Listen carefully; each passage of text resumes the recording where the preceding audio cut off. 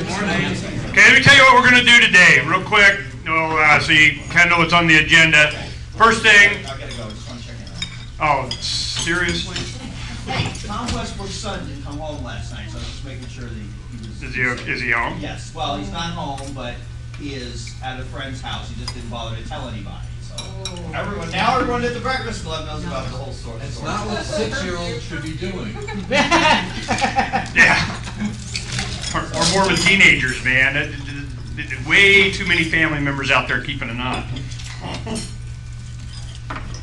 Okay, what we're going to do is today, after we got to sing first. Who's the new guys? Come on, raise your hands. Come up here, you got solo. Yeah. Oh, you guys, young guys are so easy. Okay, we'll do Good Time to Get Acquainted. Here we go. It's a good time to get acquainted. It's a good time to know who is standing close beside you and to smile and say hello. Goodbye, that lonesome feeling. Goodbye, classy stare. Here's my hand, my name is blah, blah, blah. Put your hand right there. There you go. 40 years of singing, we're not going to miss a week, so just get used to it. Now, the Breakfast Club, and for those of you, seriously, how many, this is your first time here? You did that already. Yeah, but they were afraid I was going to make them sing. The Breakfast Club's been around for over 40 years. It started with Harry Everingham in the late 60s, and it was founded on founding principles. You know, it was the constitutional republic. And as time has gone on, it has become more and more obvious that they knew it was in trouble back then, but they didn't really, I don't think, understood who the enemy really was. The enemy's us. You know, it's amazing what we tolerate and what we get used to. And as time goes on, you start to get to the point to where you realize it has to get worse before it's going to get better. This is something that we, libertarians, knew a long time ago. We're like, man, here it comes, and there's nothing stopping it because we're not ready to stop it. Generation Next, the September issue of the Freedom's Phoenix digital magazine was released last night. Yay. It is, I'm always proud of these issues, and they do a great job. And we focused on the cover is a future of our heroine with some children and their tablets, learning, and now it's kind of like a San Francisco Bay, a future version of it. And it's a beautiful cover done, illustrated by Scott Beezer again. And all of the covers kind of have a theme that go with the magazine. Issue 1, 85 pages of philosophy. Issue 2, 4th of July, the enactment of that philosophy by the activists. Issue 3, surviving. Now that was all about the gardening and so on, and raising chickens and milking goats, and just a lot of information. Plus we had a lot of economics and different things too. This one is raising the next generation. What I am very focused on is that with the Levolution and all the activism and everything that we do at Freedom's Phoenix and so on, even though our readership is averages, educated, more mature, 50 plus or something, anyone that spends any time there knows that we have a core activist group of young people in their teens and 20s that are the ones that you see on the news all the time. That's growing. And it's becoming more and more anti-state. There is no convincing Generation Next that there's some solution inside the political process. They know better. So what they're doing is, there's going to be some projects that are coming. If you don't see Freedom's Phoenix everywhere, everyone has heard of it, knows about it. Here it comes. By March, we did it wrong. There are many projects. We've gone national. We've gone international. We've been very effective in Arabia. I got to tell you this one stat you guys may not know. We have a special edition called Haria Phoenix, which is Freedom's Phoenix in Arabic. When they started going into a revolution throughout the Middle East, we knew what was going to happen. The reason is that you have 40% of the people live on less than $4 a day. The price of food went up 120%, and they're starving. There were people by the millions all over going, man, this sucks. Whatever it is, it sucks. So we knew as they were throwing Molotov cocktails on the crowds in Cairo, we did our flower guy. Evolution. We know the truth. We did an Arabic Facebook and Arabic Twitter. Within a few weeks, we had over 2,300 Twitter followers, and they suspended the account. And we go, that's so cool. And we understood what that meant. Well, of course, we started it back up, and it went back up. But what we did is we flooded them with English and Arabic translations of a lot of different materials that we use for the Levolution here. The Philosophy of Liberty, it's done by International Society for Individual Liberty, has a stick animation. It's just, I own myself, and it's a video that's on the internet. It's very popular and translated into a lot of languages. They didn't have it in Arabic.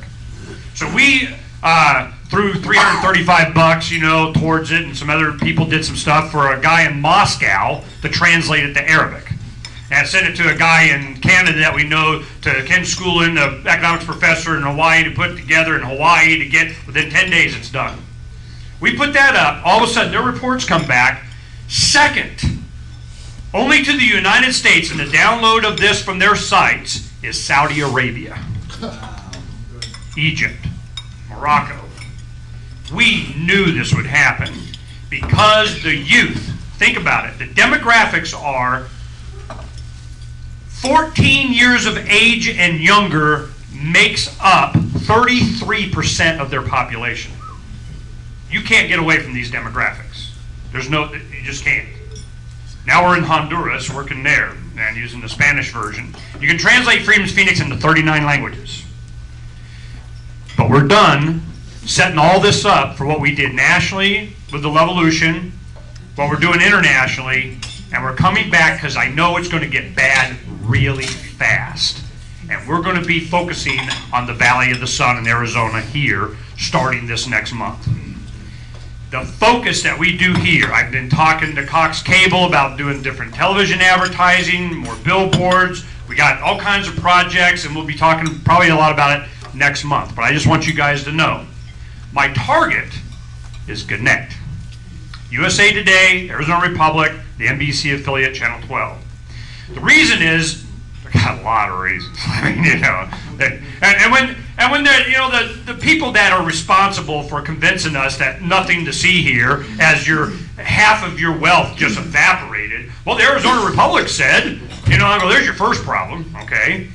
What happened is that they declared war when they took down a video when the TARP was passed. Channel 12, we'll get somebody against it, we'll go over and see Ernie. So they come over, do the video, and it was like this. Well, yeah, they're smarter than us, we'll just let them go ahead and do this TARP and bail out and everything, and what do I know, and Wall Street and politicians are better, and let them do it. They get to Ernie, and I'm like, $700 billion, seriously? You think that's all they need? That's this week's check. 2.5 years later, a couple of months ago, 2.5 years later after that interview, we put up on Freedom's Phoenix on YouTube. I took, when they left, and they played it later that evening, I videotaped my own TV in my living room of me being interviewed about this. Put it up. 2.5 years later, Gannett had made a copyright claim and had YouTube take it down. Wow. This is why I knew, here comes QE3. Now, they'll call it something else, but they're still going to monetize debt. And Dr. Paul's been all over them on this. You want to know how I knew what's coming? Because I knew that they didn't want anybody to know that we saw what was happening. So I go, all right, Gannett, that's the only excuse I needed to target you. It's always one, it's bad to make Ernie upset. And I'm not upset, it's just an excuse for me to go after and do something I wanted to do anyway. So we're going to be focusing on Arizona because the per capita debt here is greater here than anywhere in the nation. A lot of people don't tell you that. They'll talk about California, how bad it is, because it's the 6th largest economy, but per person, Arizona's in big trouble. I met with the Phoenix Police Department about 2 weeks ago when they started shutting down communication cell towers in the BART, their subway system and so on, for the safety of the people. They want you to get in public transportation. They want to put you in the tube. They get you underground. They get you on their thing, and then they shut off communication so you can't talk to anybody. And thank you, close off both ends, kind of thing. I'm just like, whoa! You guys go down this road, I can't help you. So we have some, contacts at the Phoenix Police Department that we work with, make sure people don't get shot and killed as we do whatever we do. And it went like this, and then we'll start with Ted. I'll tell you this story so you know you're up to speed. I met with they used to call it Confrontation Prevention Squad. Now they call it, I don't know, community service or whatever. So the two officers that are in that department, one, Al Ramirez and his new boss, Steve something. We met up at Starbucks at, was it Deer Valley Mall? And I'm going, all right, bottom line, we got about an hour, I'll get to it right off the bat. If we have protests that are going to start amping up as the weather gets better here in Phoenix and Arizona, which I know many that are coming, and you guys do the black uniform shield nightstick banging on with the horses behind you, and then you go shutting down cell towers and so on, I can't help you. I'm just backing away. I'll just watch the show. If you really want to protect lives and property, pair up officers along the side of the street just to make sure that when they throw the brick through the window, you're there to arrest them, and we'll have the videotape of it and help you. By the way, probably one of your guys anyway. So I tell them that. They're like, and they know we know.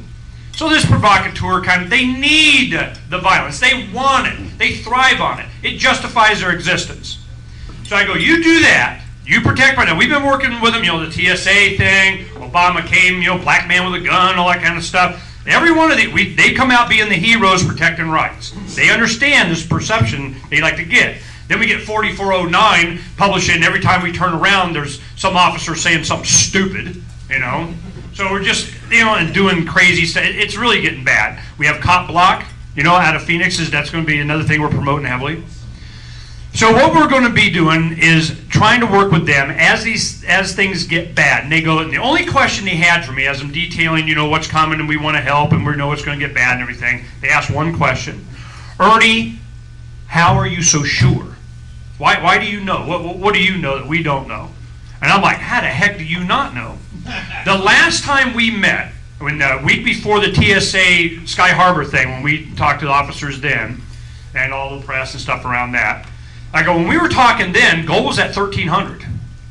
That morning we talked, it broke 1,900. And I go, $600 since we talked last time. That's how I know. Yeah. Because they're not going to stop spending. They're not going to stop easing. They're not going to stop, devaluing the dollar. They're not going to stop. And what you see happening around the world is coming here. I guarantee it. Yeah. Good. We have to make sure that as it comes, it's love evolution right up until it's not.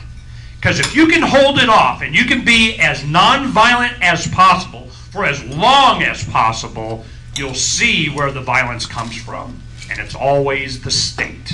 Yes. Raising Generation Next is for them to understand that we change inside, that we are the problem, that we understand. As we do this, there's a political process that's involved. I have removed myself from the political process as much as possible because I just know better.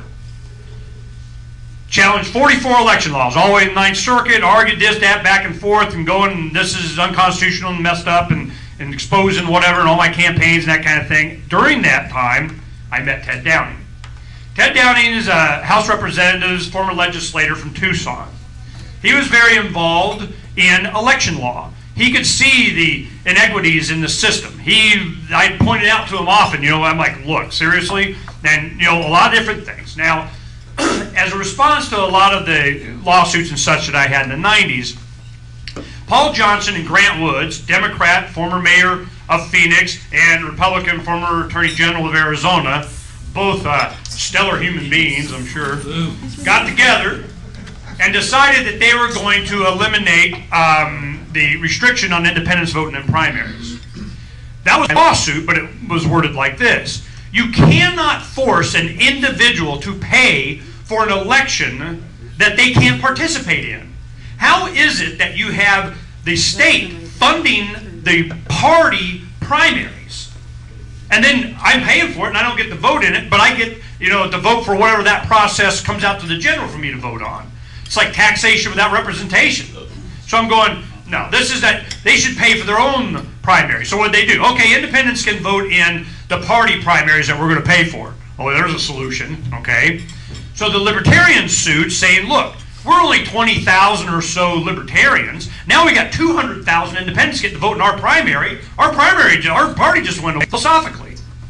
So the state never thinks of the rights of the individual. There is a lot of resistance from the parties, too. I got called from the national chair of the Libertarian Party freaking out about his initiative. That will kill the Libertarian Party, as if I care, okay? I am more concerned about libertarian philosophy. And I don't think that the target of this really would, hurt libertarian philosophy as much as it's an effort by the Republican Party to get rid of the libertarianism inside their own party from the Ron Paul evolution. That's what they're afraid of, is that you have libertarian philosophy dominate one of the major parties in this state. Hell no. They don't want that. And 2 years ago, they did an executive telephonic community meeting between Christmas and New Year's. And some of you may know we released the information on that in PDF on Freedom's Phoenix. They took the entire fundraising mechanism and gave it to a private club that they created that then would use the facilities of the Republican Party, run everything, get all the money, all the fundraising, use the resources of the Republican Party, and all the precinct committeemen and everything had no say. So whatever party you think, they think, oh, you can take us over all you want, but it doesn't matter because we're doing what we want over here as the whatever club that they created. When that happened, then we're going, look, you guys see what's coming. So Ted, in association with the people he's going to be telling us about, I give you this background so you understand the dynamics over the past 20 years of what's happening. It is all about maintaining the status quo. And the status quo is a special interest, and whoever's interest is whatever. They want to make sure that they stay in power. I think as long as it makes the individual equal under the law, that's my main concern. But I tell you what's going to happen. They're going to just use special interest money to get whatever guy in to be the top two that goes to the general, whatever. You're still voting. So I want you to understand this. Then, from here, we're going to move to the Russell Pierce recall. We have Michael Kielsky and Jerry Lewis. We need to know what we're going to be. If we trade in Russell Pierce, what are the options? How much better are we going to get? None. We won't give them, no offense to Michael or Jerry, but you guys are still running for office and your lips will move. But the point is that we need to be convinced that this process, whether we use the process for activism, we use it as an example, we use it to be educated, we use it to get philosophy out there like Dr. Paul is doing so well. If we use it, and to learn, I'm all good. But this mindset, and the question for Ted that I'm going to have as soon as he makes his presentation, how is the individual treated under the law? Is it equal, or do you get special rights or privileges because you register with the government? Stalin comes in and does a little piece of paper and hands it to the Secretary of State and says, I'm a libertarian now, okay? How does the individual equally represented? And then what about the party's rights? Do they have rights? Right of association? Do they have a right to take my money to fund their primaries? So these are the things I want to know. I'm going to give Ted 15 minutes, and we'll get the other guys. But I want you to have this kind of understanding. This has been going on a long time, and Ted Downey and I have known each other a long time, and he knows exactly what I think. Ted Downey. That's a scary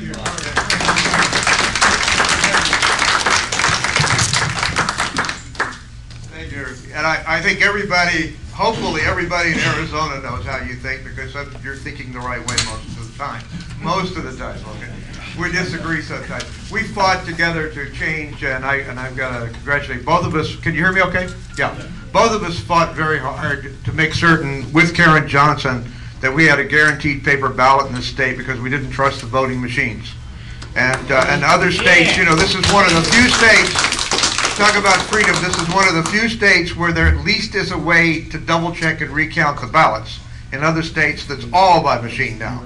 And Karen and I put in the ballot, auditing of your ballot, and I actually encourage you to participate in those audits because that's how we know whether those votes came through right.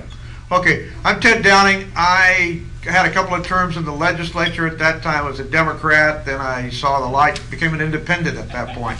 But just to know you, I worked on all sides of issues, but I focused on election law. And I want to tell you why. Oh, and so now I consider myself, by the way, I'm not running for office.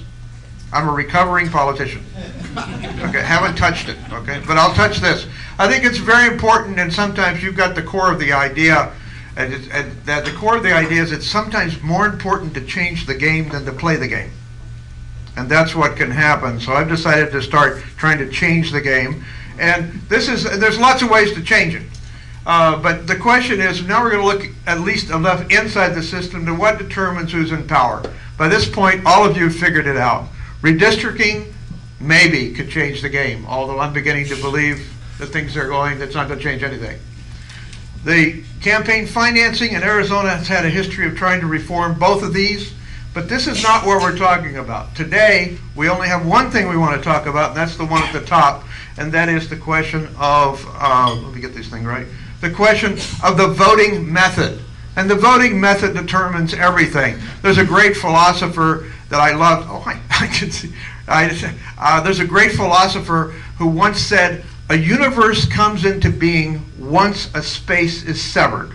Once you split the deck, that determines everything. You're on one side or the other.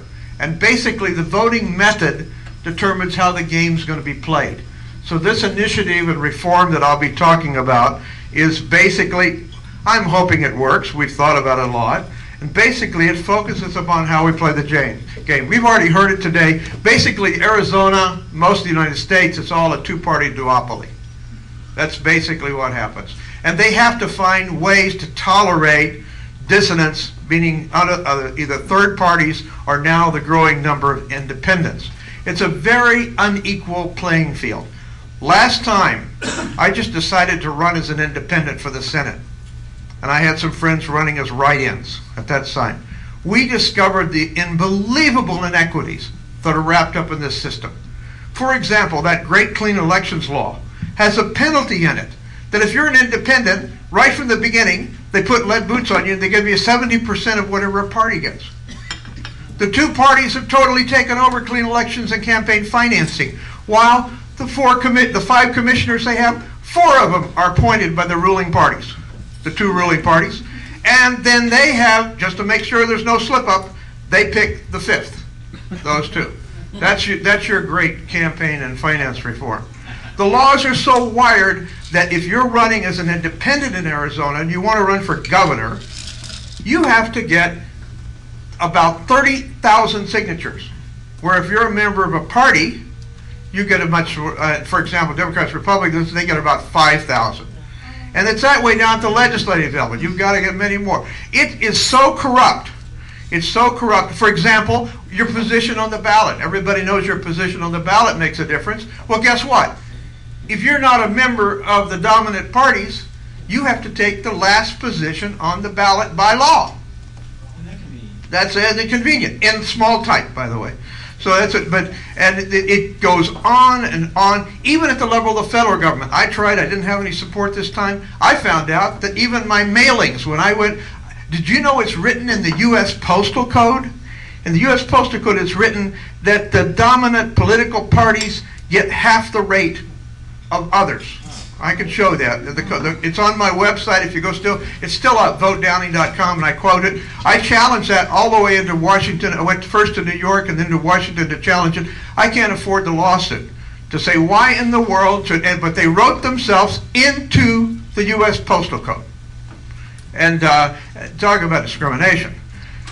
But there's another level, apart from the wired laws, and we've worked on that. We've seen how wired the laws are, and certainly they've been wired against the libertarians. They'll let you in, but they'll let you in on a leash. That's their attitude. Let's look at government subsidies. Clean elections is a clear government subsidy. Everybody knows that. And by the way, I should declare that the people on this initiative go both ways on the clean elections reform, so we have not touched that one, but I'll tell you I have trouble with it. But there's another level that really bothered us, and that is, and you heard on it a minute ago, why should the government subsidize party primaries? Think of it.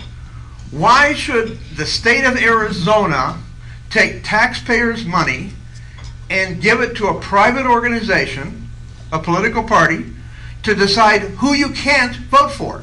Because that's what they're doing. They're eliminating people in the primary and then moving forth their one candidate. So I can't think of a single argument for supporting that. There are exceptions in Arizona. It's really interesting. We have several voting systems in Arizona. The one that we have that's most noticeable that's not this are at the city and town levels. At those levels, we have open primaries. We have nonpartisan primaries, and it works.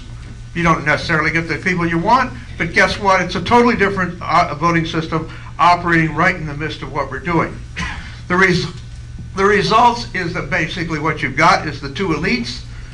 You've got two sets of elites deciding who controls the country, and they choose the handful of voters in semi-open primaries. You have a loss of freedom in both the primary and the general, especially in the primary, and individuals are changing party identity. The rate is amazing. I just did some calculations last night on, in the last 80 months, the Democrats have grown by 5%, the Republicans by 6%, and the Independents by 21%. We get the vote, but the Independents Wait, only get the vote. that's right. Republicans and Democrats. We're going to They're not try. independent. We're going to change that. Wait, they could. Yeah, it's not yet some choice, chocolate or vanilla. You're not.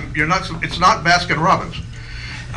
The second, in Maricopa. Don't interrupt him. He's only got like 10 minutes. I got just a few minutes. Okay, yeah, we'll keep going. Okay. Maricopa County, it's 7% increase in Republicans, Democrats. 3% Republicans, 24% in Independents. I think that's a fertile ground. This area of the people that are turning independent, that are ready to listen to alternative political philosophies. They're there. They've already decided to do something very important. The idea that you would change your political identity, that you would actually go in and sign changing your lifelong political identity, that is a major change. It should be a signal to everybody, libertarians, Greens, everybody, that something is happening that there could be room for change. And to show you how much people know it is, in the last session, a change was made that directly impacts libertarians, a horrible change, and I wrote Michael about it. The registration form right now says party preference. You've seen it. You've used it. Guess what? It doesn't go say that anymore.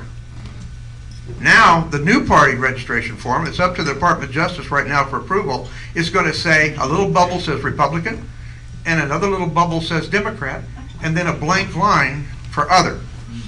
It's going to confuse everybody. I'm objecting to this. There should be letters going to the Department of Justice, but you have to appeal to it on some kind of civil rights ground if you got one. But basically, it takes and mixes up libertarian, Greens, and independents all in one line, and when they come down with a blank line, the numbers of libertarian registrations is going to drop. And that was an intentional move in the last legislative session. It is now law. It's a Department of Justice to show you the stuff. So let's just, let me tell you what this reform is. We'll go through it. I passed out copies. Anybody doesn't have a copy, I'll just pass them around. Okay, there's some up here. Okay, just pass those back around like that. It's only 3 pages. It took, I wrote the first draft, and it took, my God, this has been going for almost a year. And then I got wrapped up with lawyers. I never really get out of that. But the basically a multi-partisan group. It's the chair is Bill Post, from Pinnacle West. We have Paul Johnson's on it. There's a whole bunch of people, Republicans, Democrats, Independents, and everything in between that are trying to put this thing together. And let me go to what it does. Our basic organizing principle, from my point of view, and I'll show you how it does it in words, was to treat every individual equally. Now that's going to cause some pain to some groups, It's going to cause some pain to the candidates, and it's going to cause some pain to the parties. Okay, here's what we do. First, the applicability. This will be a constitutional amendment on the 2012 election. Particularly, we file next week, and we're still open for suggestions. That's why I passed it out. If you've got something, my email's on there, write it on. The constitutional amendment changing our voting method, it'll apply to all elections, gubernatorial, congressional, county, which is county is the level of corruption in the state. That's exactly where it's at, especially at the level of county supervisors. I mean, how many ways can you build a road? And how can you determine the difference between two kinds of asphalt, or one kind? So that we've got and apply to local elections, except those where there's no party affiliation. Those will be the existing municipal elections where there's none, and except for the president and vice president, which we can't do anything about in Arizona. There'll be an open primary. Basically, it's very simple. Everybody can run that wants to. You run not in your party. We'll explain if you're a candidate, but everybody can run. The top two emerging from the primary advance to the general to stand one another. This system of reform has happened in Washington State in 2008. Something comparable to it happened in California last year. All congressional, federal offices, all offices in California are now going to be under this type of a system. That was voted through despite the opposition of 6 parties and despite $20 being spent against every dollar that was put in favor of it. It takes 20 to 1 to get into this game if you want to oppose. And I'll go ahead and we will not prohibit write-in ballots.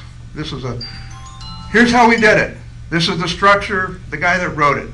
We start with the voters. They're the most important. We're going to look at their rights. Then we move to the candidates' rights, and then we move to political party rights, and that's the order we put them in. Individual voter rights come first. Voter rights. All qualified voters will be guaranteed unrestricted right to vote in a candidate of their choice. That's the first thing. Second, all voters shall have the freedom to choose whether or not to disclose your party. Government will not have the right to ask your party affiliation when you walk into the polling place. And finally, no voter shall be denied the right to vote for his or her choice in the general election based upon their disclosure or non-disclosure to government of what their party is. That's first number one. Let's look at candidate rights. At this level, when they file to run for political office, every candidate has a First Amendment right, and we had to respect that. They have a First Amendment right to choose whether to declare his or her party preference, as it's stated on their ballot. You get 25 characters to put it in there. Remember, Arizona is a special state. Unlike California, you can declare yourself anything here. You can put wig, Mickey Mouse, anything you want, pink purple eaters. You can write that. You can write that right on your registration. If that's what you write, that's what goes on the ballot. But you have a choice, and if it does, instead of saying preference, which is the California system, you've already signed a sworn statement that you're registered that way. It'll say registered as. And no party preference, if no party preference is stated, they leave it blank, then it's just left blank on the ballot itself. Let's look at the rights of parties. Right now, the Constitution only, Arizona Constitution only mentions parties under 3 conditions. That's on judicial selection. There's never been anybody except a Republican or a Democrat that I know of put into a judicial office in this state because of the structure they've got. Wired again. Except one. John Is there? Patrick. We got one? Okay, we got one. I'm sorry. How in the world did he get in? Okay, let's tell that story. Oh yeah, let's take about the story. Okay, but they've got it. They've got that one wired. Okay, and parties occur in the Constitution under clean elections, which may be repealed, and it also occurs under redistricting. This will say that there'll be nothing, and this will be the first time something's written into the Arizona Constitution about political parties defining their rights. You restrict nothing shall restrict the right of individuals to join or organize in a political party. It's your First Amendment right, your right of association, the one you fought for. Nothing shall restrict the party's rights to contribute, endorse, or otherwise support a candidate. What you don't get is the right. Parties don't get the right to have a position on the ballot. You can't put on there, and I'll show you how that's handled. And political parties, so they don't own a slot on the general election ballot. There's no property rights assigned to parties in terms of voting. Political parties may establish such a procedure as they fit. You pick your endorsement thing, you can do it. But, this is important, but no such procedure shall be paid for or subsidized with public funds. This is not this is the language you've got in front of you. It's not my characterization. This is a libertarian influence on us, by the way, on the ballot language. Recognizing this issue of having somebody write libertarian, you can have two libertarians running against each other, or 3 or 4 Republicans, God knows what. They choose how to disclose. That's their First Amendment right. But this will be predominantly displayed on every ballot. The party registration, if any, stated on the candidate's names this ballot shall not, and it shall be large like that, not, be an indication that a candidate has been nominated or endorsed by the party, but only reflects the party registration of the candidate. That's the individual's First Amendment right. You can register how you want. By the way, a party can't throw you out. Okay, so there's no power of any party chair to throw you out. Finally, and this is important, this is the final part, it has to do with level playing field. So those are the rights in order. All candidates are going to be treated equally by statutes and regulations governing the election. This grew out of my fight over these unequal statutes. They're going to have to go in and really clean house on the statutes. So if there's any inequality built in favoring one party or the other, or two over the rest, that has to be removed by a constitutional amendment. Second, that no candidate may be accorded any special privileges or beneficial procedures. And finally, no public funds may be used to support activities by political parties, including holding their conventions, caucuses, or primaries. Nothing. Parties get nothing. They want it, let them pay for it. The final thing, and I just folds it up, is the purpose of this reform method will be to level the playing field for all parties and support the individual. That's our underlying purpose, and it'll end the government subsidies of voting systems for private organizations. It will treat candidates and political articles equally, respecting their constitutional rights, but not assigning them any rights they haven't got. There's nothing in the U.S. Constitution that gives any rights to political parties. And finally, it offers a competitive general elections with nonpartisan voting systems. There's been a lot of scientific research where this system has happened.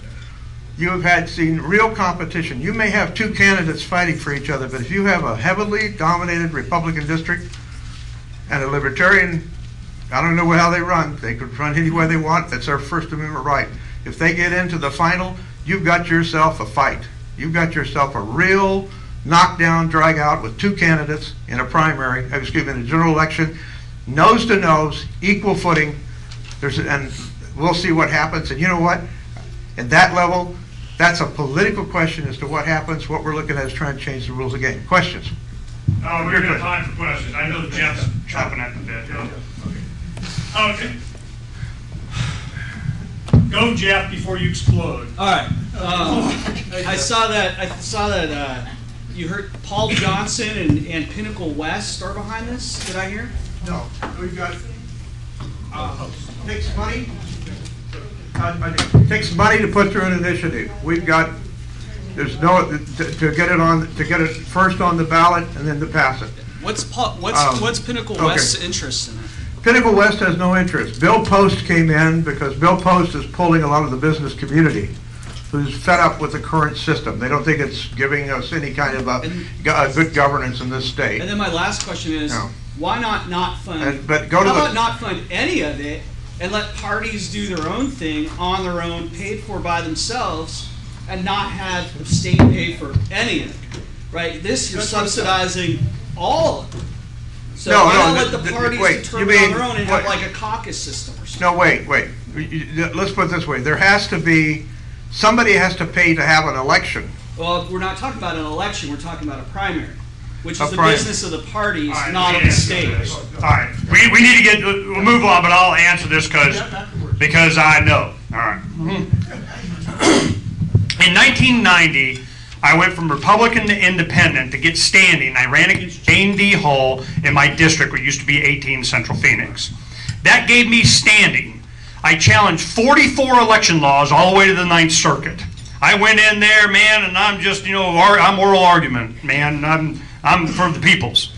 The state kept putting stays on it. They kept pushing it back. They kept doing delays. They changed laws, all kinds of, there was a lot of laws that were changed in the mid-90s due to this lawsuit. This is what happened. As I read the election laws, I was Republican, but I could see, I came across enormous corruption. And it's the Department of Commerce on the state and national level, blah, blah, blah. And I asked myself a question. How in the heck did they get away with all this stuff? And I realized what it was. It was election law. They eliminate competition before it starts. Anyone that doesn't toe the line, and anybody running in the recall election for Russell Pierce knows that there's a line to be towed, okay? So this is, if you're not part of them, well, they'll do any and everything. There's a lot of hurdles you have to overcome just to even get through the process. A recall election is a little bit different because it doesn't have a party structure in who qualifies. Everybody qualifies equally, right? You know, you go in, you got like a, pretty much this type of election. So it's interesting, you got, a Republican versus a Republican without a need for a runoff. You have a Libertarian coming in, you have, so it's a different thing. When I challenged these laws, I looked at one thing. Does it give an individual a special right or privilege that doesn't equally apply to everyone? Yes or no? So that was the 14th Amendment. I'm a young guy. I'm 20-something years old. I'm reading it, and the Constitution report, you can't give special rights don't equally apply to everybody. I'm like, well, heck, that's what the whole election law is. In the late 70s, this is what happened. There was a guy named, I think his name was Stephen Davis. He was the only elected Republican right after Watergate that unseated an incumbent Democrat, which was difficult because Republicans were on the chopping block and they're all evil and bad and Nixon. He gets elected, he comes in. After one session in a two-term session, the 2 years, he goes, this is bad, and he registers Libertarian. This is in the mid-70s. In the mid-70s, he registers Libertarian. He runs as an independent in a three-way race. He loses by 1,000 votes. Oh, they didn't like that none too much. That freaked everybody out. So here comes in the late 70s, and this is where Jane D. Hall came from. She was part of this, and it was Bill Hart, I think, out of Globe and so on. I asked him, I'm a young guy, 20-something years old, it's 88, 89, and I go, why did you guys take all the election laws in the late 70s, throw them in the trash, and totally redo Title 16? And he goes, to eliminate competition, dummy. Literally, I remember it was 4th of July I was talking to him. And he said to eliminate competition. Now, we're going to get to these guys. I just want to explain this point. So what they did is they took all those election laws, redid them, and it was in the name of anti-communism. Remember, you can't have a communist party in Arizona? Well, what they did is they made parties of the state of the Republicans and Democrats. They funded their primaries. They made sure you limit, because it didn't used to be this way. Now, this is where it comes up. As you go and you look at the old laws, and they started doing, the lawsuit and the shepherdizing, what it used to be and everything, it didn't always used to be like this. It used to be, they called it the direct primary. In our Constitution, it's called a direct primary. It says, to qualify to have your name printed in the general election on the ballot, you must have qualified by going through the direct primary and forwarded to the general election. That's what the primary was, whittles down the names. Done. Well, they go, well, we're gonna change this. In the late 70s, they did this, and all of a sudden, immediately, 1980, what was it? His name Anderson, the independent, ran in the Reagan race and so on. Anderson, all of a sudden, lawsuits all over the country because they had done this in the name of anti-communism. But what they did is they said, oh, we can't have the Communist Party, so we're going to make the Republicans and Democrats the Communist Party. They were parties of the state. I go, didn't we fight? I'm a young man. I'm just coming out of public school. I'm going, didn't we fight decades of a Cold War to eliminate this parties of the state thing? Shut up, boy. All right, fine. Say it in court. Let's go. And they were like, damn, man, I hate this already. This is right during the ASCAM thing that was going on. It was after, all this stuff. So I don't think I know, okay? So what happened was, when they changed it. Here comes Paul Johnson. Again, like these guys aren't driven snow. So we go, and Grant Woods, they open up the primary, anybody can vote in it. Well, they didn't cure it. The way the Constitution, they had to change the Constitution because they said you had to qualify through the primary to be in the general. So what do they do? For independents, how the hell did they get in to run in the general election? So they have nomination other than by primary. They were saying it was kind of a primary by you going out and getting petition signatures. But as an independent or not a ballot status party, you had only 10.5 days to get twice as many signatures from people that didn't vote in the primary to be on the general. And I'm going, right. Okay? On the voter registration, it used to say Republican, Democrat, other. That was part of my lawsuit. How is it that you get these special rights or privileges to the parties and so on, or get there, and then when the Libertarian Party got permanent ballot status and they had to put Libertarian on there, that's why they took it away. They're like, okay, we're not going to say any. Now they want to put it back. Why? Because they can. They just forget all this stuff. They don't know. So the history is, I can see where this is going. It just diminishes the credibility of the entire system, which goes my way. Thank you very much for helping. So this is what's going on. The direct primary was how this state started. The only way you qualified for the general was by going through the primary. It had nothing to do with parties. And that's how the cities and so on, a lot of them are done. They had the ability in the late 70s to thwart off, our two-party system was kind of like, so we have a two-party system, which is really the one-party thing, in opposition to the Communist Party. That's what that was about, or how they, got away with it. So these laws and so on have been challenged over the years and such, and it kind of evolves. Even in the mid-90s, when independents only made up 14% of the registered voters and they couldn't vote in the primary, they made up 30% of the people that actually voted in the general. This is part of my lawsuit. I go, look, man, this is not working the way they want. So what you're talking about is, let the parties do it. That's exactly what my lawsuit. Let them do whatever they want. But that's not what this is. So why should the government pay for primaries? That's my question. No, it's a requirement in our Constitution that you have a direct primary. That's how you qualify to have your name put on the general. But it's not a party primary. The parties can caucus and do whatever they want. But what he's saying is the parties don't get a line on the ballot that you have to have a Republican that will be here and a Republican that goes to the general. Libertarian, that's why the opposition to the Libertarians are. They're going, if we have this enacted, national chairman, they're freaking out. Even John, everybody, they're going, if you do this, it kills the Libertarian Party. Because they aren't guaranteed two candidates that will go in the House of Representatives and one candidate goes to the general election as Senate. And I'm like, yeah, but you're confusing me with someone who gives a crap about parties. It's the individual. The philosophy will live on. I give you Dr. Paul. So I'm just going, this whole thing, so when you're saying the primary, funding it, it's part of our Constitution already. The only way you can qualify to have your name on the ballot in the general is having gone through the primary. But they changed it to make it a taxpayer-funded Republican Party primary that also funds the internal election of precinct committeemen. It's like paying the JCs to have an election for their officers. Where the hell did that come from? Because they can.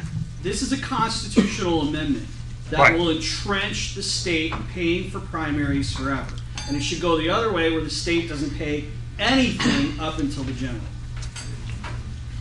This is a constitutional amendment. Okay, I understand your point, and I'll give you what the constitutional arguments have been on the shepherdizing of the case and so on.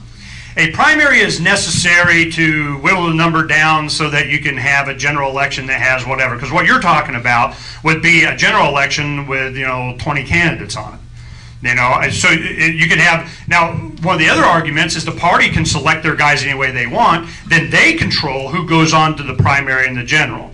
But then that's still is, they get a line on the primary ballot. Well, where'd that come from? Where'd that right come from? So I can understand where they're going. Whether and I get to step back and say I don't care because you're still voting. I mean, so I don't care. But the thing is I understand the reasoning behind it. It goes down to the individual.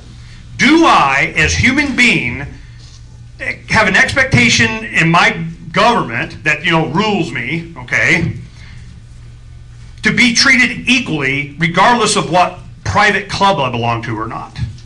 That's the question. You're Kiwanis or JCs, you get something special. Why? That's going away. There's no getting around it. And if it's not in legislation or constitution amendments, it's up here. And as people go through this process, that was the big thing when the Levolution started. And they said, Ernie, if you do this, you're going to be given a delusion to another generation that voting is going to make them free. And I go, no, I'm not. Because they're going to get close up into this thing and inside the party and go through all these conventions and them turning off light switches and corrupt voting and not letting them at the mic and doing all this. They're going to find out exactly what I spent 20 years finding out, and they're going to find out in 1 year. They found out. And then, how many of you are Ron Paul's supporters that went inside the party and started being precinct committeemen and all that kind of stuff? You know, what are we looking at? You know, almost a dozen people. You know, so I'm going, you know, do you know now? Do you get it? And who told you it was going to happen? Right? So, now we have a recall election. Russell Pierce and I go back, way back. I've had him on my show, I don't know, a lot, half a dozen times. He's spoken here before. And I know what the passion is about, you know, certain issues that he has brought up and emphasized. And the one thing that we wanted to make sure that people understood is whenever they have a big buildup of passion for an issue, man, see what's in the back of the wagon. And we knew, because Russell Pierce was director of the Department of Motor Vehicles when they did deadbeat dad legislation and come in and databases going back and forth to the national and all that kind of stuff. Here comes Homeland Security and post 9/11, blah, blah, blah, blah, blah. And we knew, I said, they do this immigration thing, people have been screaming. I don't have anything to hide. Yeah, you know, here's my card. I'm, you know, a bona fide American, okay? You do this, and it was going to be RFID, you know, ID and transfer data, Janet Napolitano, Homeland Security, thanks for playing. And we go, look, right here it says, right here, you're going to turn us into a police state with a record. I mean, the Stasi wish they had it so good. And here it says, right here. Oh, you bring that up, you're a domestic terrorist. Yeah. So Russell Pierce went after me, domestic terrorist. Michael, as my attorney, I'm in, you know, back in New Hampshire speaking at a freedom event with Judge Napolitano, and you know, and all of a sudden I've got the label of, you know, a state senator calling me a domestic terrorist, and I'm like, yeah, I got that stripe. You got that stripe? I got that stripe. So Michael, we filed an ethics complaint just to kind of, because it's on letterhead. It was really on the edge. We just wanted to, like, look, you guys want to play this game? We'll play. And I know Russell, we get along fine, but I tell you, I can see what's behind this. There is a push for Arizona, all states and legislators. They got a checkoff box. You want to be considered a good guy and move on through the ladders of and get up the political ladder to wherever. Push for national database. And I'm telling you, it doesn't matter how high you get up that ladder if it's on the wrong wall. So that was my main thing, make sure people saw what was going on. They saw, it went through anyway, we'll see what happens. We're going to a police state, we're in one. It's how we react to it. And I'm not one for, like, you know, let's go kick the crap out of them or something. I just want to understand, all the other stuff is just a side effect. We just need to be educated. So now we're going to go ahead, we'll flip a coin, and somebody got a coin or something? Heads, Jerry first. Would be a silver coin? Silver. All right, that's what I'm talking about. Double-headed coin. Okay. Heads, Jerry. Tails, Michael. Michael goes first. Trust me. So with all this in mind, we have to we still have a state legislature. There's a lot of things that are going on. A win or a loss of Russell Pierce is going to have a symbolic effect around the planet. There's no getting around that. The fact that he even has a recall election was symbolic enough.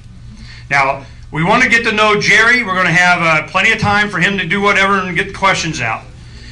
I want to make sure that we understand, a lot of us, we know Michael, but we need to know who Jerry is, because, you know, one of these guys is going to replace Russell or not. But why is he running? Why is Michael running? What would be different about their term than Russell? What does Russell represent? What happens if he loses? What does that mean for Arizona? Is there a change? Do we really want to change? Who's mad enough to put him up? And who's supportive enough of Jerry to even ask him to run? And why would he want to? What's so bad about Russell? What would he do different? There are so many questions in this election that I want answers to, and we're going to start them with Michael. Michael Kielsky. Ernie, thank you so much. Thank you for inviting me and letting me address this august crowd.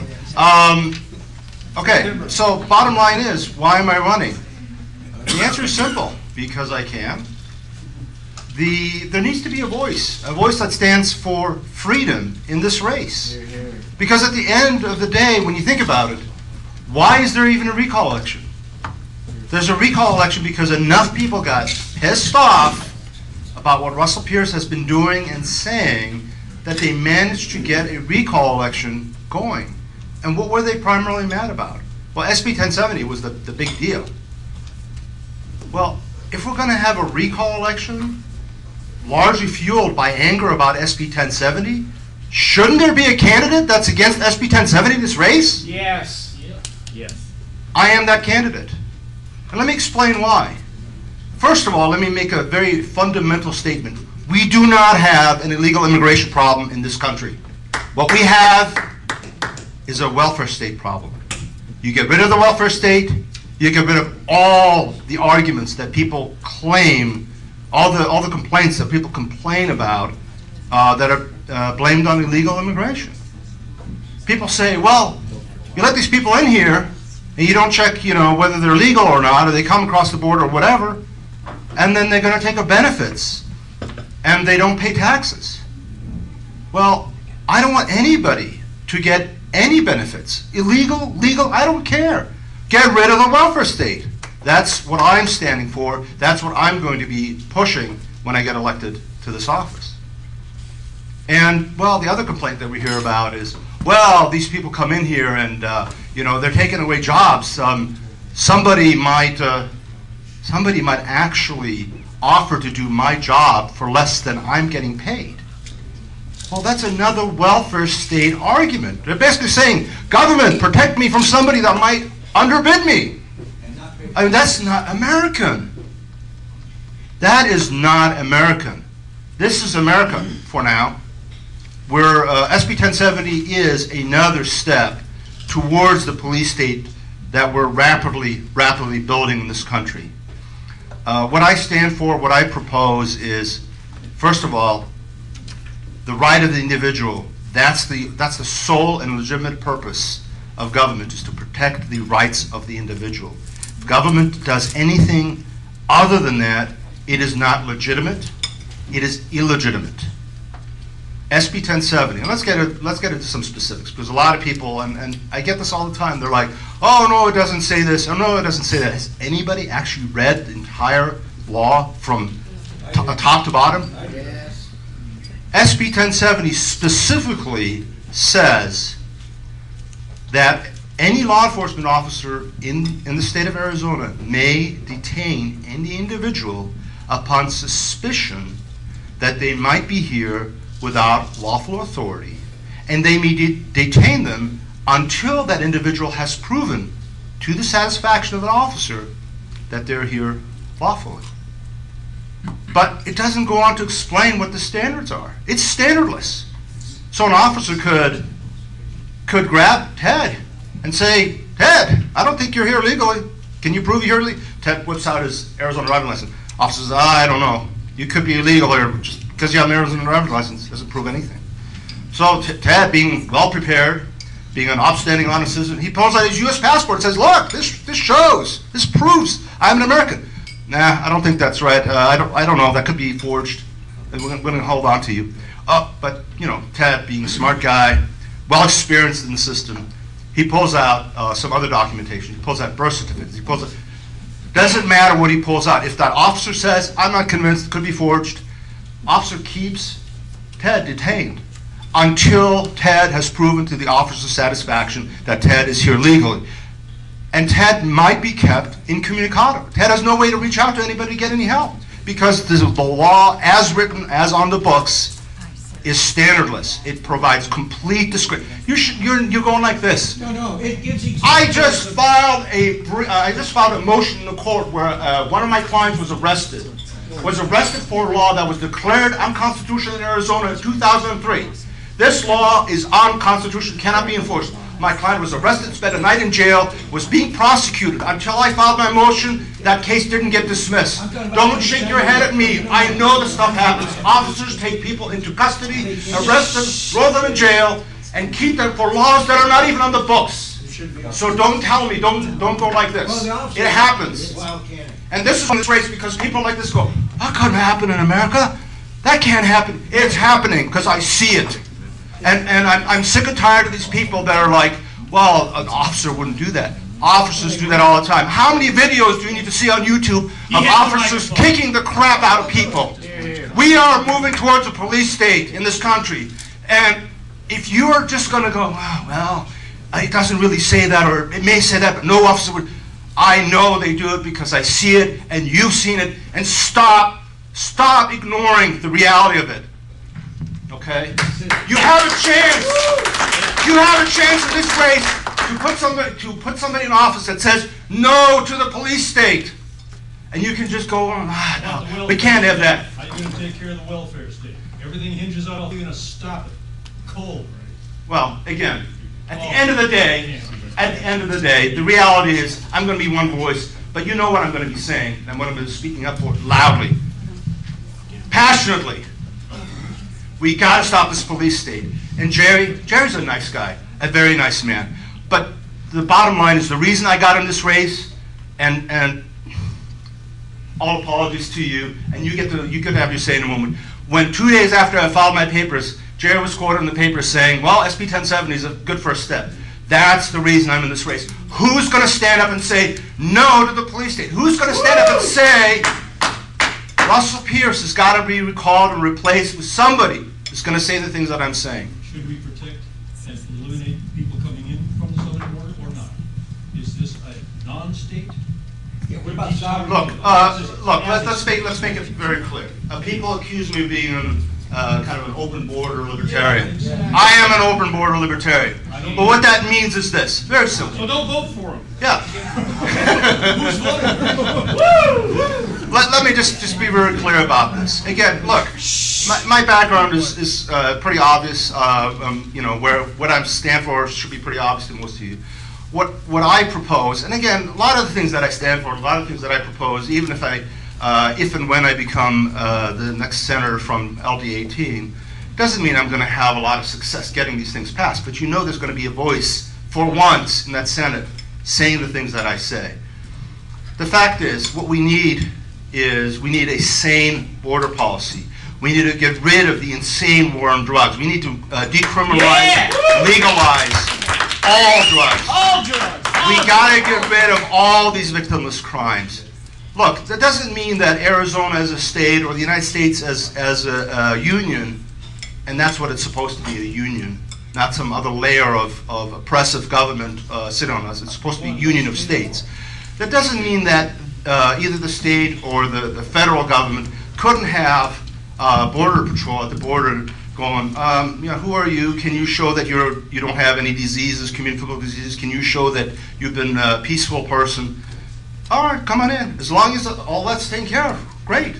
I don't have any problem with that, because the fact is, most of us, not all of us, but most of us are descendants of people that came here. That came here because we're seeking prosperity. We're seeking the American dream. That is to work hard and make your own way. There is a difference. Now they're here for the welfare. Kill the welfare state, and we deal with that problem. But quit using that as a scapegoat to say, wait a second, because of the welfare state, and this is what the government is great at. They create the problems, and then they come up with the solutions that are even worse than the problems. They create the problem, they create the welfare state, and then they say, well, because we have the welfare state, now we need to have a police state. Because we've got to check everybody's ID, we've got to make sure that everybody's here legally, because, God forbid, they could come in and they could take our benefits, and they don't have a right to them. They create the problem, and then they create the solution that's even worse than the problem. I'd rather have a welfare state and have a whole bunch of people that don't deserve take advantage of it than have a welfare state and a police state. Thank you very much. What's that? You're making enough money. I'm not. the reality is I'd rather live in poverty in a welfare state that is not a police state. But again, by definition, you need a welfare state. You need a police state once you have a welfare state. And we're walking in that direction very rapidly. Thank you very much. I have petitions. If you live in Mesa, LD 18, I still need more signatures. If anybody here in LD 18, raise your hand. Jerry, can I get your signature? I know I get sent to Pat, but so anybody want to help out? I need to do my final signature petition push. Anybody willing to help? I've got petitions. We're going to be collecting signatures the next couple days, so please come talk to me and help me out. But anyway, I'm going to hang around for a while, so ask me questions if you have any after. Thank you.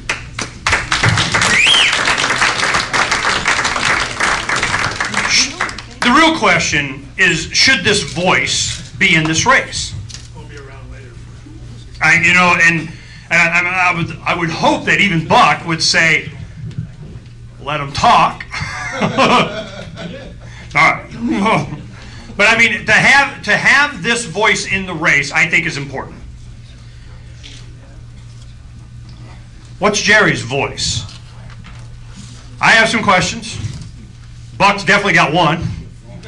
And we're going to make sure that, because a lot of us, there's a lot of people, there may be some supporters of Russell Pierce here. He was invited to come.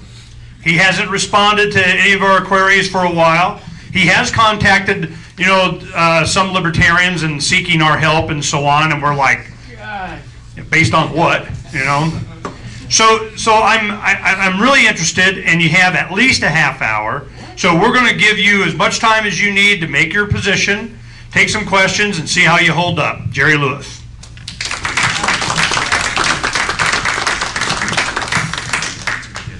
I want to thank Ernie for this opportunity. I didn't know who Ernie was until he sent me this invite, and it's a pleasure to be associated with a domestic terrorist. Normally this time of the year I'm in Las Vegas raising money, but I decided to forego that so I could run this campaign instead. And it's a campaign that I believe you deserve an answer from me as to why I'm running as well. And I think one of the biggest reasons is because our government is just too much involved at so many levels into our lives. I believe very firmly in the idea of individuality and individual choice and accountability for those choices that we make. It's a fundamental core principle that I have been taught and I believe is actually inalienable in all of us. And when a government gets to the point where it controls so much of how I act, takes away that individuality so that I now become dependent on that government for my retirement, for my health care, for everything else that I do and think, then I've lost that. And I love the live free or die that came out of the Revolutionary War. I believe that we have the innate responsibility to be accountable for our own choices.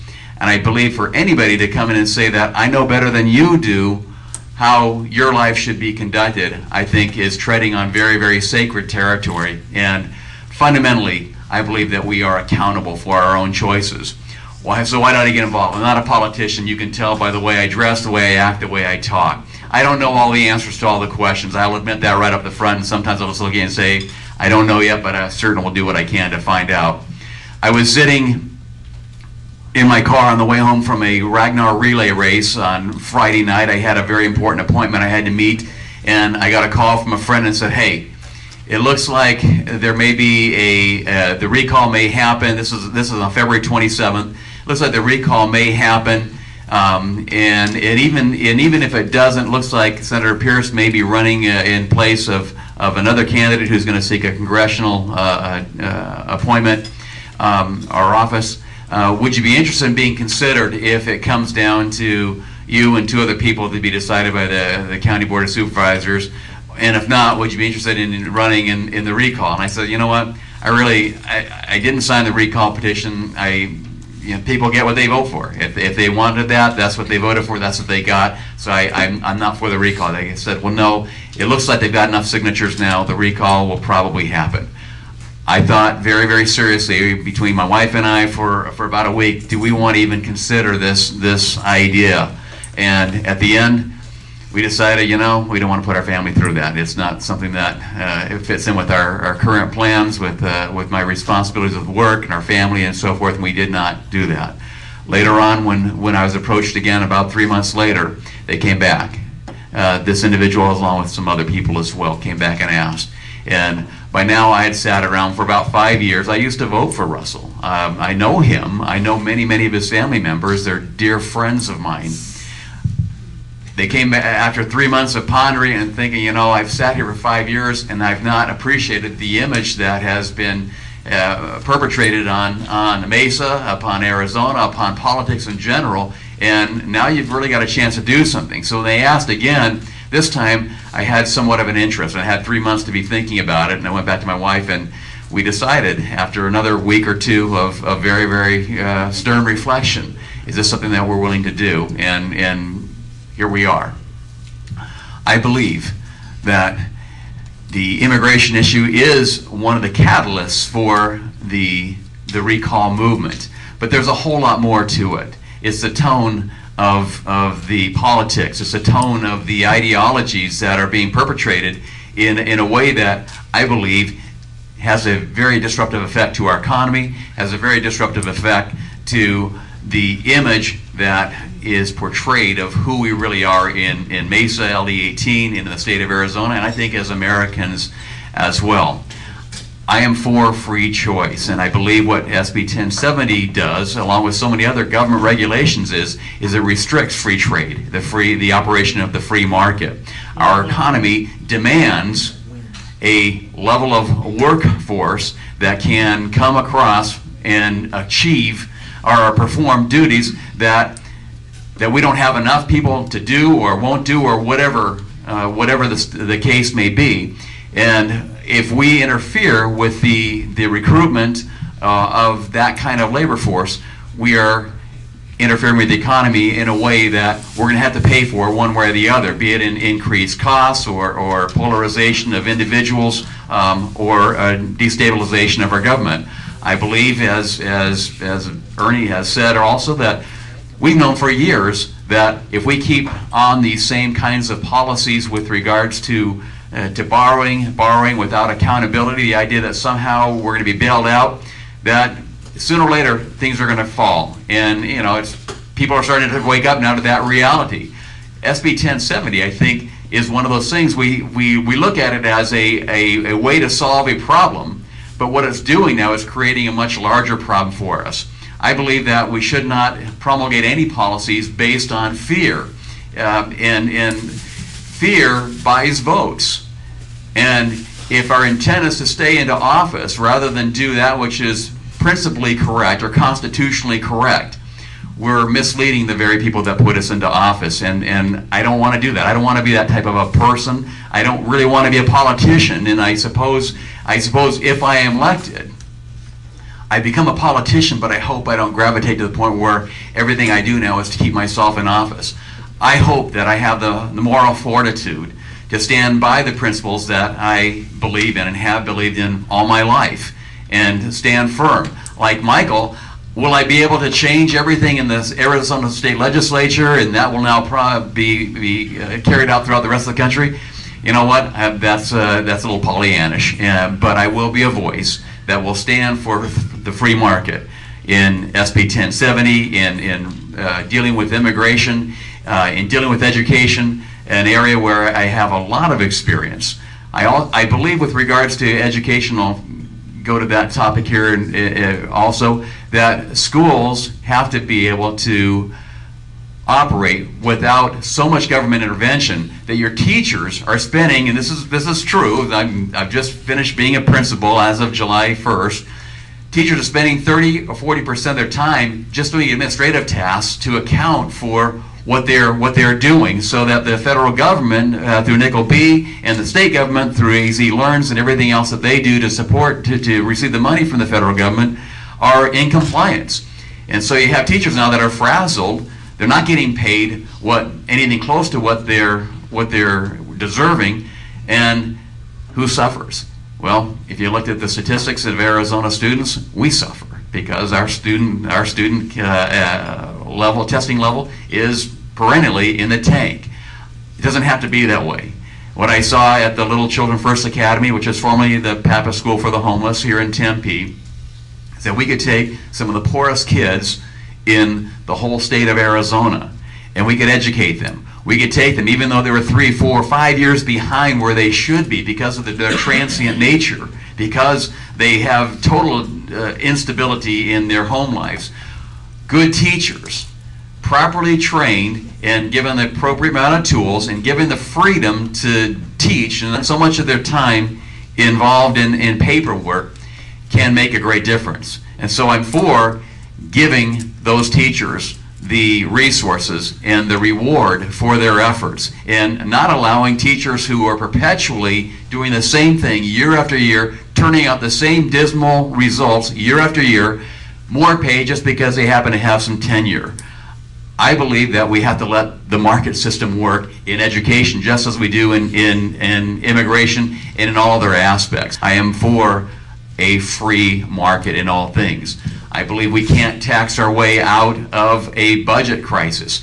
We have to make hard decisions, but the basic fundamental decision is we've got to get government out of people's lives. We spend so much for agencies to do things that basically make people dependent on somebody else, Big Brother, somebody else that is not going to be ultimately accountable for that person. It's the person that should be accountable for their own choices and not and be held accountable for all those choices.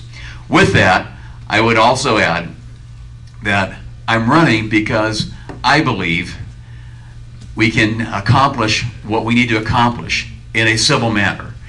Our founding fathers did not agree on much of anything, but they did agree that they wanted a government for the people and by the people that would take care of basic needs such as common defense, okay, but to stay out of everybody else's business.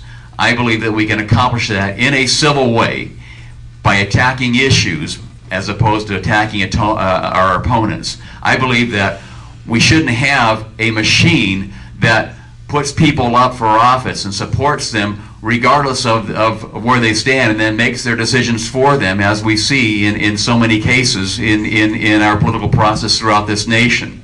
I believe everyone should have a right, if they want to run for an office, should be able to do so without fear of reprisal, should be able to run down a street without being hit with a padlock. They should be able to do what they want to do, and the process should be free from all the regulation to allow those people to stand up. I hope by being a fresh voice for me, give those who are certainly much more qualified than I the voice they need to stand up and run for office. I hope that by running, I can also help other people in District 18 realize that there is another choice. I have very conservative values. I am not married to any one individual's ideas or platforms. I believe in fundamental principles and doing all that I can do to make sure that those principles are adhered to. Am I perfect? No, I'm not. Okay? But I will try with all my heart, with all my might, with all my being to represent the principles that I believe most firmly in. With that, I would like to open up to questions, and there's a bunch of them here. So I think we're here, and then there. So go ahead, sir, please. Okay, being you believe in fundamental principles, and you know that objects fall through space at a specific speed, and you're a former educator, I would like to know what is your take on the Building 7 specifically falling down free fall in the direction of maximum resistance? Good question. I was an accountant, not a physicist. Thank you. Go ahead. No, I want you to answer the question. Not Thomas, answer. He just did. I just did. He just did. He just did. He's not going to answer it. Sit down. Okay. So Thank you. You're a bullshitter. Thank you. Okay. Jerry, I ran against 1070 for office, and after having talked to both of his authors, Kavanaugh and Russell, who I've known for 15 years, explained to them that my law school education told me very clearly it was unconstitutional, it didn't address the hype, that it had something to do with the border or stopping an illegal crossing, and it offered a simple solution.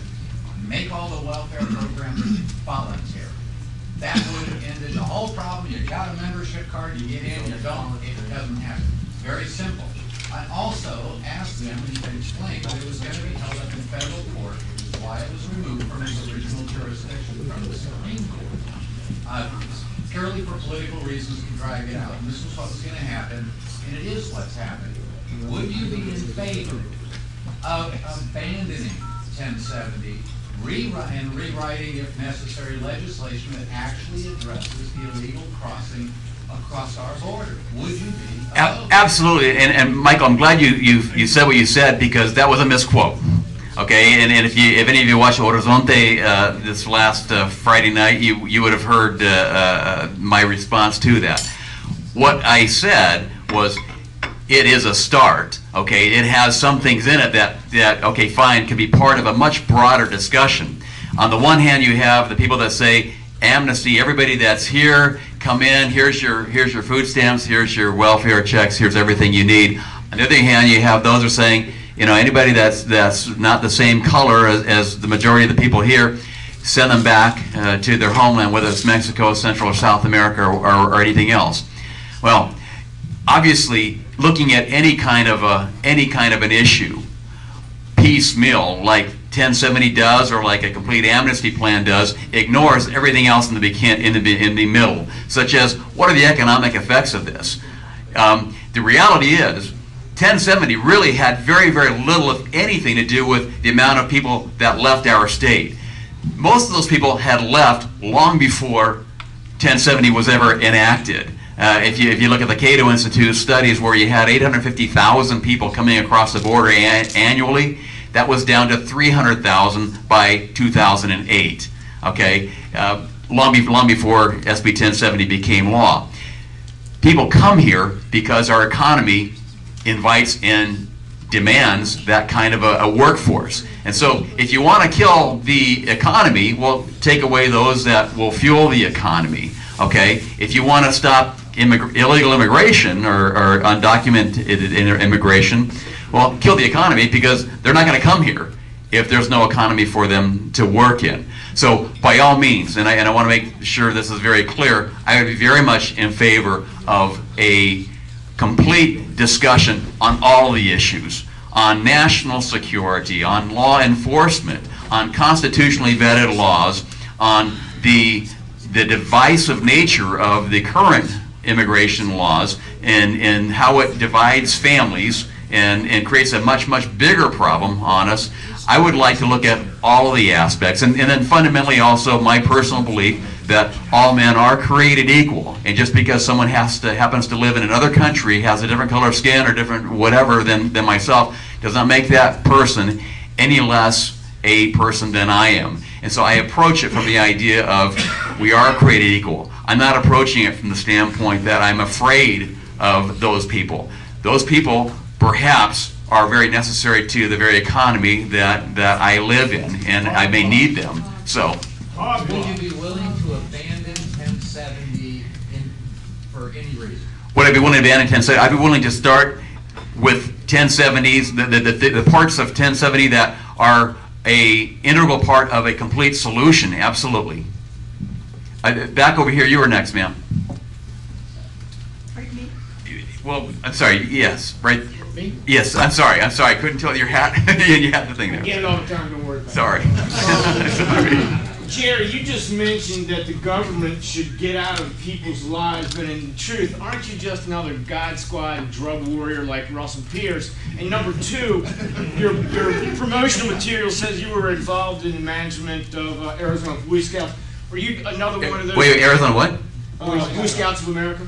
Yeah, I am in the Boy Scouts of America. I'm not a paid person. I'm a volunteer in the Boy Scouts. Understood. Yeah. Were you one of those anti-gay warriors that thought that Scoutmasters should not be gay? Number two, thank you. Good question. Let me answer the last one first. Look, I could care less whether a person's heterosexual, homosexual. I don't ask, and I don't really know. I mean, does someone's ideas about their sexuality change who they are in their ability to make Quiet, choices? please. The question was regarding scoutmasters being gay. Were you opposed to allowing gay men to be scoutmasters? You know what? My personal belief is if someone's not acting out on some ideology, I really could care less who they are, okay, what their preferences are. Okay, now the first question about the drug war. State it one more time so I make sure I understand what it is. You said, sir, that the government should get out of people's lives. My question is, in fact, aren't you just another drug warrior like Russell Pierce? And I'm not sure what that means. Explain what a drug warrior is. I'm sorry. Smoke marijuana, shoot heroin, and do LSD. I saw Russell Pierce twice in person brag about taking people's houses and cars away from them if he could, quote, get one marijuana seed to germinate that he found in their possession. He bragged about that. That ruins people's lives. It breaks up families. Aren't you just another drug warrior like Russell Pierce? Okay, I understand the question now. I personally, as you might assume, because of my faith, do not use drugs in the way I think of what you're talking about. Okay. I'm not talking about the use of drugs, sir. Okay. I'm talking about ruining people's lives because of personal choice they've made to do drugs. Okay. I'm not saying I'm for legalizing all drugs. I know that's probably not going to go over well in this crowd. I think, like a lot of other legislation, we can say we'll just totally abandon all this, and then sometimes it creates a much bigger problem than we thought we were solving. But if you want government out of people's lives, why do you still back the drug wars? Okay, that's your last follow-up, Pat. Okay. It's a good question because I believe there are some dangers in allowing for an all-out allowance of drugs. There's kids and things that could be involved, little tiny kids that get hurt by that type of policy. Okay, let's just skip to the end. You would never advocate the elimination of the drug war. The elimination of the drug War. If that's what the prohibition. Prohibition, yeah, that's true. Okay, so you believe that there should be a prohibition against illicit drugs. Okay, next. Okay. And they've already got a combination in the White House. I mean, why not? Amen. So I think it's bigger than SB 1070. People are coming in that are not involved in Arizona and trying to take over and making us do stuff. So be really careful about stuff like that. There's a question for him somewhere, right? Well, I'm just saying. I am not a communist. Is anybody aware of any communist backing from other countries, if not other states, in this whole recall thing? I thought. Yeah, it's called the philosophy of government. Okay, sir, please. Okay, now, That's why they're going through in other the words, system. I'm kind of a separate than Pat's situation. In other words, do you believe this is one or was one nation under God? Well, Go with me with it. So then you're concerned about the destruction of the other side, but you're concerned about the heroin and methadone and all that destroying of the family and the human lives, aren't you? You're probably concerned about that destruction from that? Absolutely. Absolutely. And I mean, it's, you know. So then you're also probably... No, you got it. Are you in agreement then that in our country that the government exists for the benefit of the citizens as opposed to a communist country where the citizens exist for the benefit of the state? So it's apparently you're an American man. I hope so. Please, go ahead.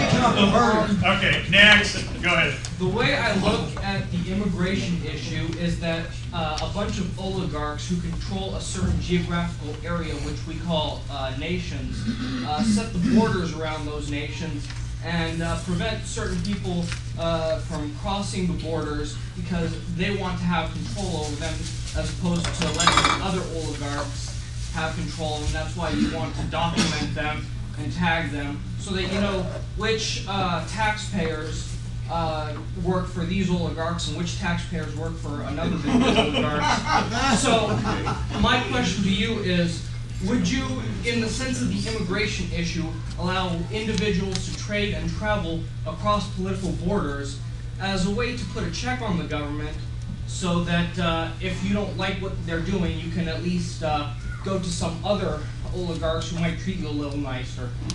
Well, Very, very nice question. I believe we need to let the market dictate our flow of migrant workers and other individuals.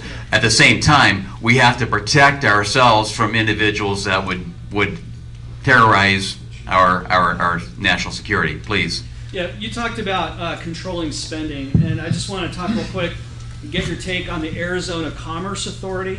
So this replaced the Commerce Department, and Russell Pierce ushered through on on Governor Brewer's behalf and on the Commerce, what's it called, Corporation Commission's behalf, this Arizona Commerce Authority legislation, which allows them through, it's a quasi-governmental corporation. It's now, who is it, Don Carden leads it, and his remuneration package is $1 million a year. And it allows them to bond and then spend an unlimited amount of money. There's no control on it at all. They can then loan that money to cities and counties and put the Arizona Commerce Authority as the first lien position on a city or county budget, which means that if they can't pay, the homeowners have to pay, property tax owners.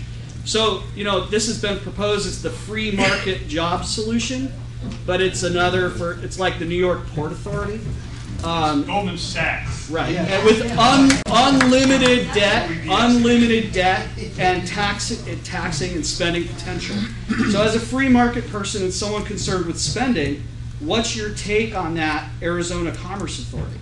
Well, again, this is one of those issues where I say, okay, fine, this is the first I've heard this, and I'll have to make myself much more aware than what you've just told me here. They're going to go to you and make you really uncomfortable. Yeah, it could be as big as state government. It could become as big as the state budget.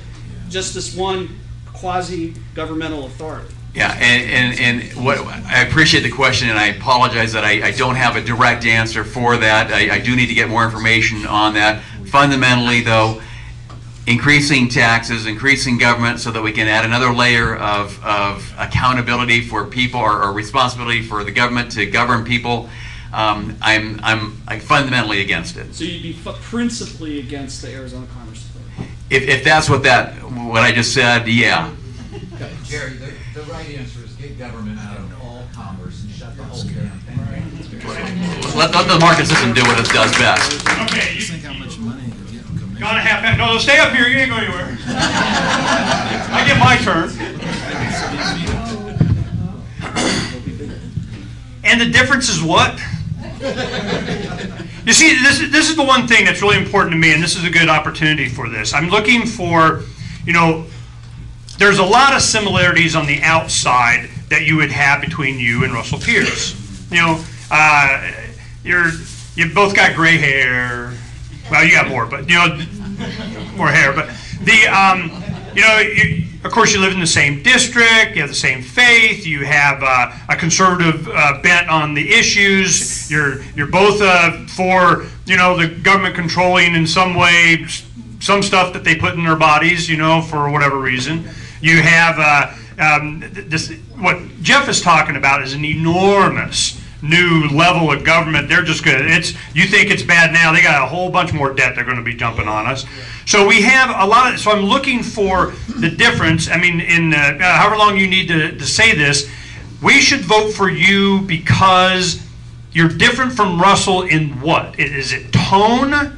Because you're not going to be seeking as much notoriety? Is there some fundamental, you're going to change the lives of the people in Arizona by your being there because of what, other than tone? I mean, we got people that are big on immigration. I don't think you've made friends with Buck, okay? You haven't really made friends with, people are just, you still got a government. I mean, so I'm wondering, the difference between you and Russell is what? That's why you're here. You're going to say, I am fundamentally different. You vote for me in LD 18, it's got to be more than Russell's not there anymore. Jerry's there to do what? Thank you.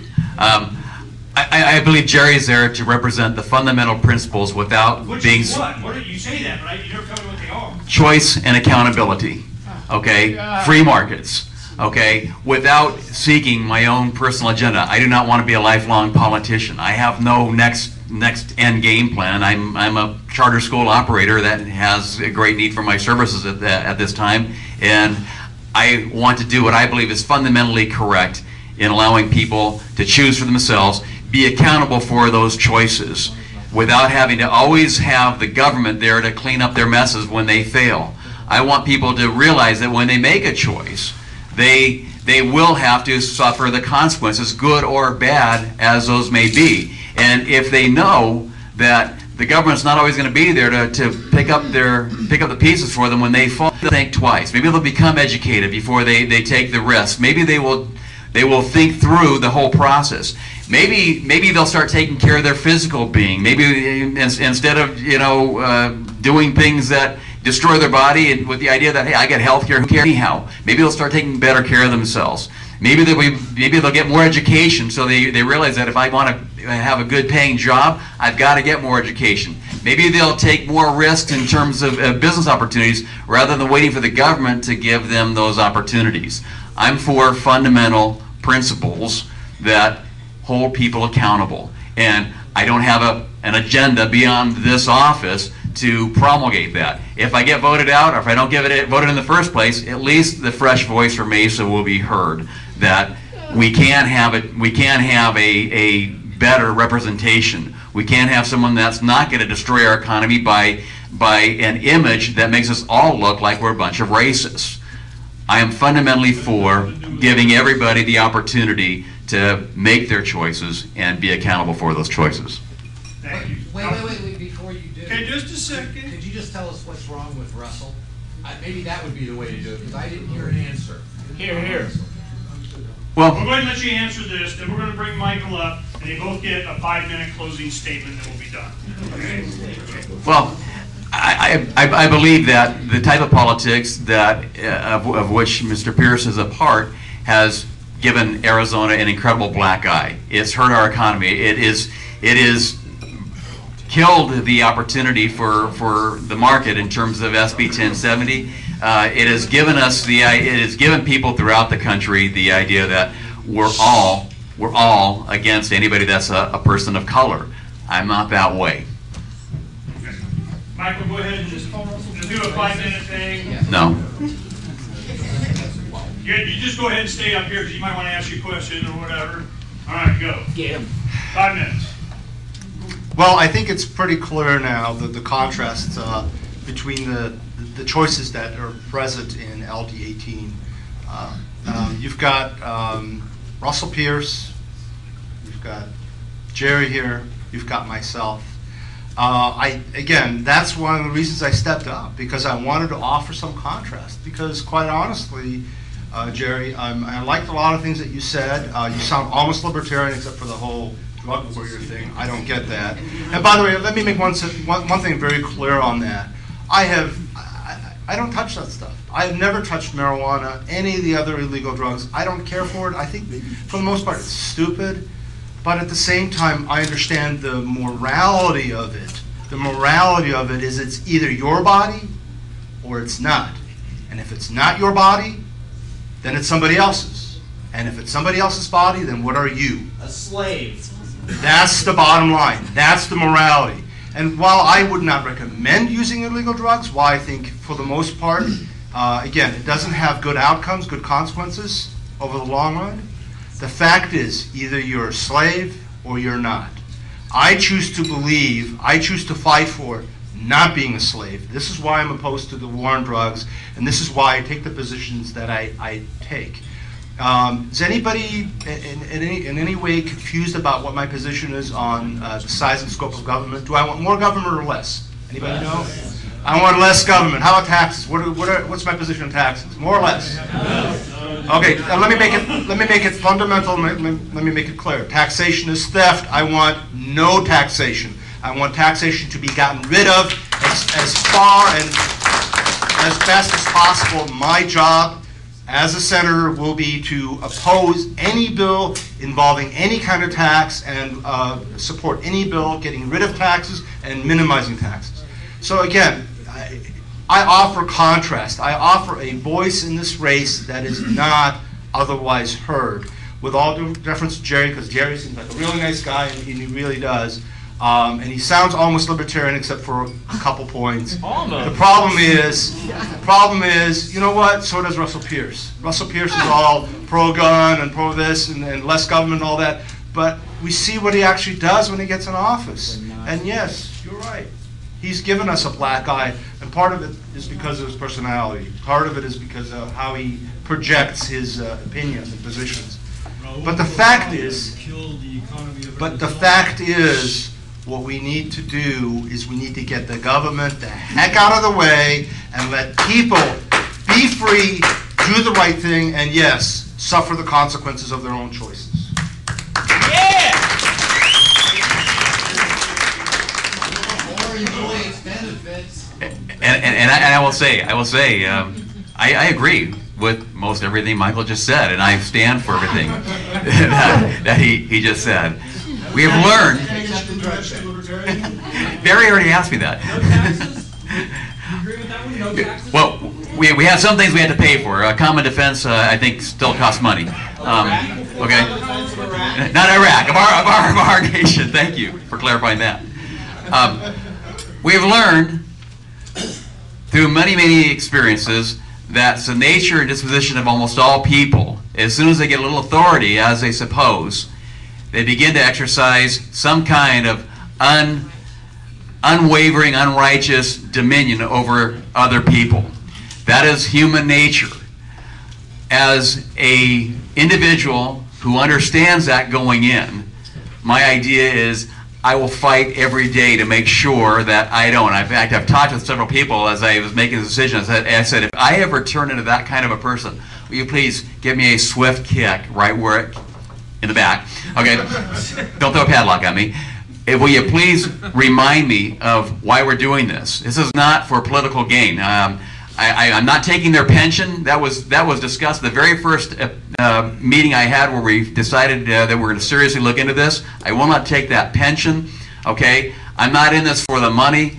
I'm not in it to get a name for myself. I was told at the very beginning that this is probably not just going to be District 18 or even the state of Arizona or not even the United States of America. This is probably become an international thing, and I realized that it had the potential, but I did not want to bring that upon myself. If that's what happens, that's what happens. I'm not in this for any kind of personal glory. I'm a father, I'm a husband, I'm a grandfather. That's glory enough for me, and I hope that if you're in District 18, you can support a civil tone in bringing about the principles that we all stand for. Thank you very much.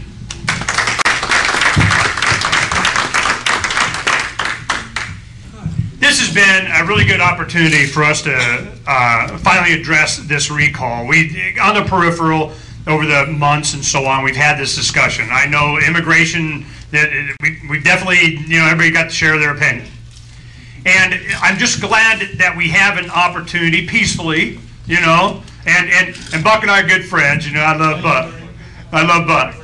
But gosh darn it, just as much as I encourage and provide an opportunity for Buck to share his ideas, philosophy, and opinions, which I encourage him to do every time he gets a chance, it's the very reason why we're very fortunate to have someone that's considered running for the office, like Michael, to do this so that that voice gets out. And I wanted to make sure we got a chance to meet with Jerry so that we get to know, he doesn't have horns or, blood dripping fangs or ponytails or anything, so even though he's Republican. But, but the thing is, we got to meet him, we get to associate with him, fellowship with him a little bit, get to know each other, and he sees our perspective. So this is, where it starts to build from relationships like this. But we've had exactly this type of relationship with Russell Pierce in the past. And then goes on claiming to be for smaller government, claiming to be for individual rights, claiming to be for, and then we get to where we are now. So we have to be in a position that we can hold you accountable as much as you would advocate holding others accountable and the individual accountable. We're all about accountability. That's what the problem is. Government is there as a tool to make sure nobody's accountable. And it just keeps getting kicked down the road. Well, when we're talking about physics, let me tell you what happens. It's called math. the money is gone. And they keep printing it. Your dollar's going to be worth less till it's worthless, and you're going to have big-time economic problems. We know this. Got chickens, okay? So we're growing gardens, got goats and chickens because I know. So I'm hoping that we can all, as this comes in, we take all this information and we start to understand when it goes, because it's not if, it's a when.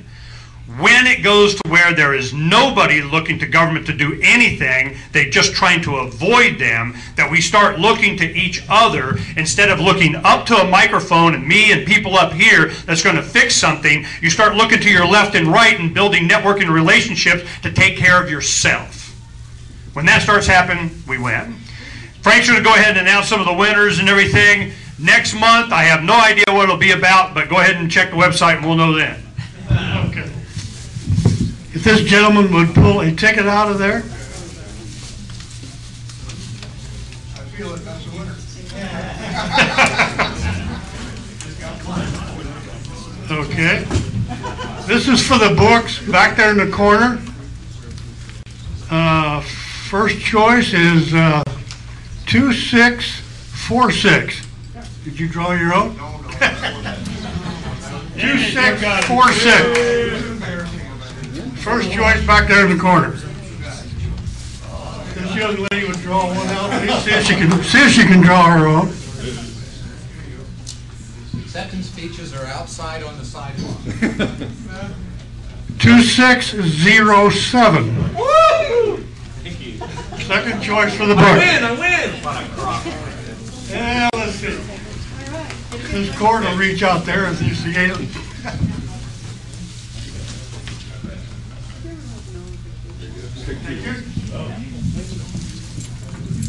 Okay, third choice. 2636.